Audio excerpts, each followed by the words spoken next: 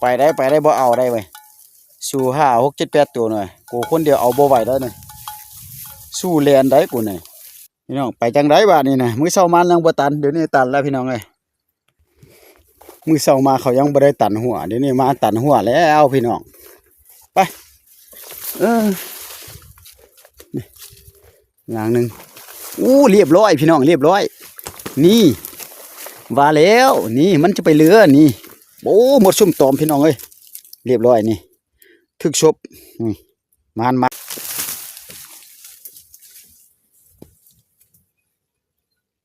นกกดกับผมมาว้าวเรียบร้อยนกคมพี่น้องเรียบนกคมขออนุญาตเก็บก่อนพี่น้องนี่มันนกคมนี่นะนั่นมาโตเราบ่เข้าแต่ว่าเจอนกคมพี่น้องเต็มเลย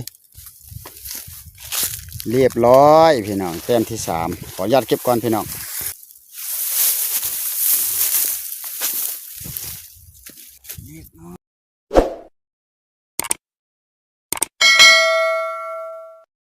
ทักทายสบายดีพี่น้องนี่ออกมาใส่กับนกเลยพี่น้องกับเล็กคือเก่านี่กับเล็กนี่พี่น้องหลังแรกจะใส่อยู่นี่ก่อนพี่น้อง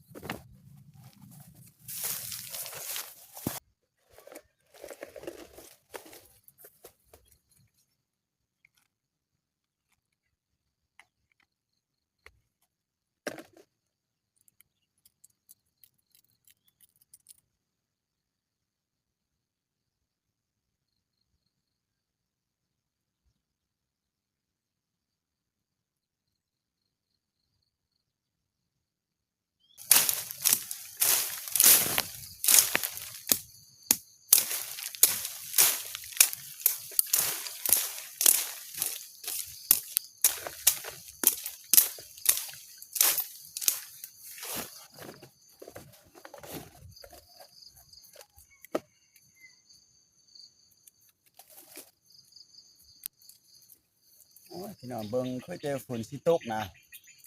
เบิ้งฟ้าคือสิฝนสิตกพี่น้องเลยลองเบิ้ง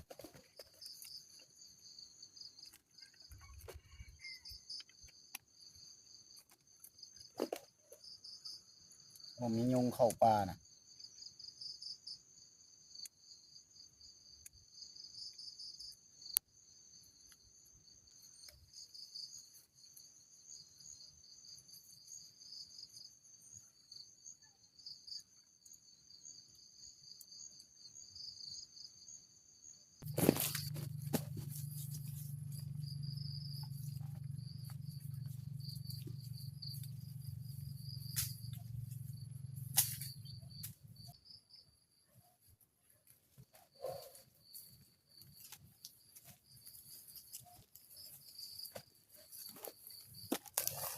ใส่ไปเป็นนี่นะ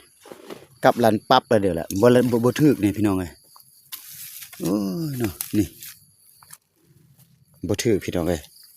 หากระใส่ได้นี่นะลันเลยได้ยินกำลังใส่อยู่เพิ่นนั้นตับหนึ่งไปเลยวันนี้จะขออนุญาตใส่ก่อนพี่น้องกับเบาจันยังหลายลางอยู่พี่น้องเลยบ่หมดดอกนี่เอามา1หนึ่งนะนี่อันนี้ประมาณ8 9ลางนี่แหละพี่น้องไปแล้วจังบ่พอกันตอนยามเนาะพี่น้องเนาะนี่อันนี้อยู่ให้พี่น้องเลยถ้าสบายดีพี่น้อง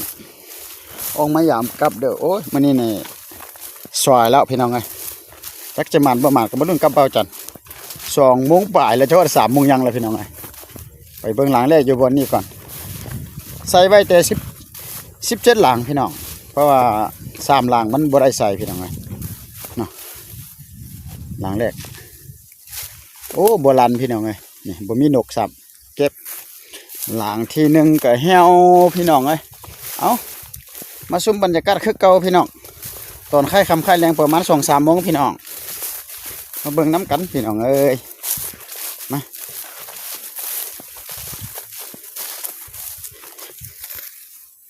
เข้าไปเบิ่งอยู่นี่ก่อน อยู่นี่มีประมาณ3 หลังพี่น้อง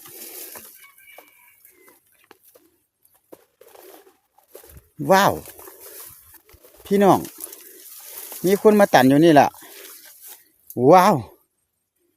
พี่น้องไปจังไรบ้านี่นะมื้อเช้ามายังบ่ตันเดี๋ยวนี้ตันแล้วพี่น้องเอ้ย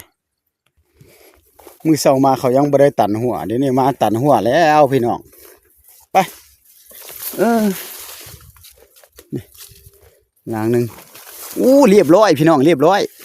นี่ว่าแล้วนี่มันจะไปเรือนี่โอ้หมดซุ่มตอมพี่น้องเอ้ยเรียบร้อยนี่ทึกชบมันเอ้ยเต็มเลยแหงมันมาแล้วพี่น้อง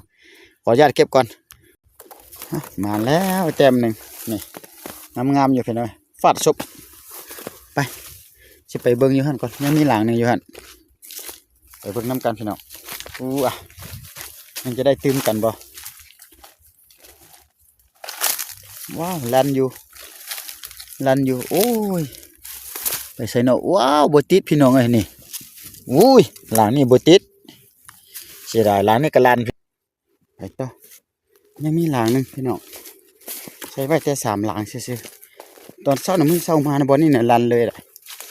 ใส่กับบัทันหมดเลยลันตาบบาดเดียวว้าวลันอีกแล้วพี่น้องเอ้ยโอ้ถูนี่โอ้เนาะพี่น้องบ่ถึกลันไปฮอดอยู่พุ่นพี่น้องเอ้ยเฮ้ยเนาะเมื่อเช้าก็ลันไปฮอดอยู่พุ่น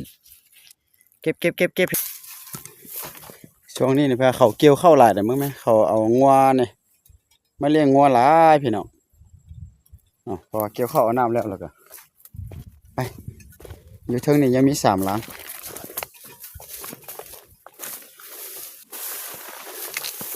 จะมาเตะอยู่ได้จัก2-3 ตัวก็ย่านะพี่น้องบ่เอาหลายดอก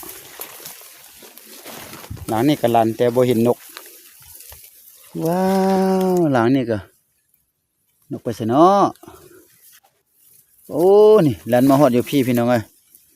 ลันติ่นขึ้นมาทางถึงลันอีกแล้วบัวหมานอีกแล้วไปต่อเหลือ2 หลัง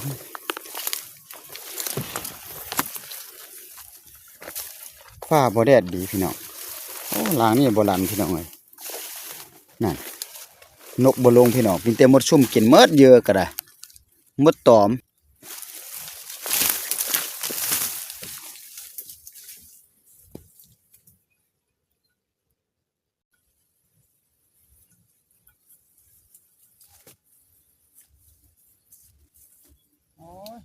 ติดใบไม้พี่น้องเอ้ยลัน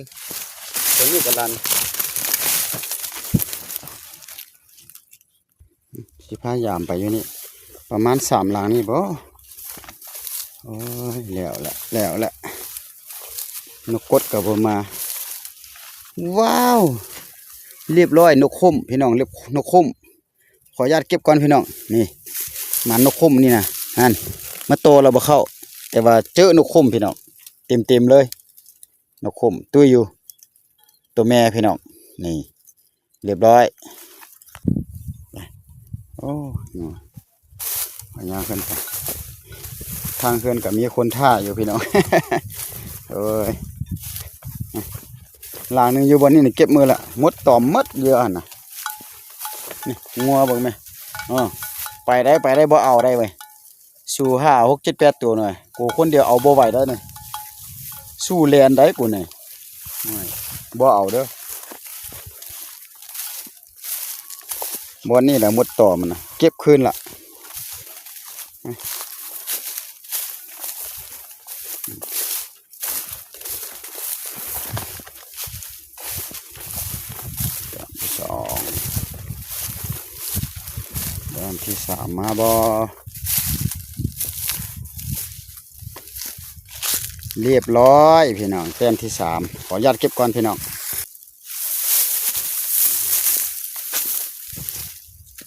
เรียบร้อยนี่ครับต้องไปเอาสไตล์แบบนี้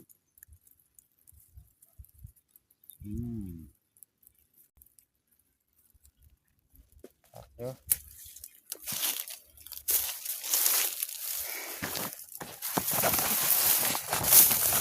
3 แต้มละล้างใส่ใต้เรียบร้อยบ่โอ้ฟาดแมงจิโกะกิดครึ่งเลยพี่น้องเฮ้ยแมงจิโกะกิดครึ่งเลย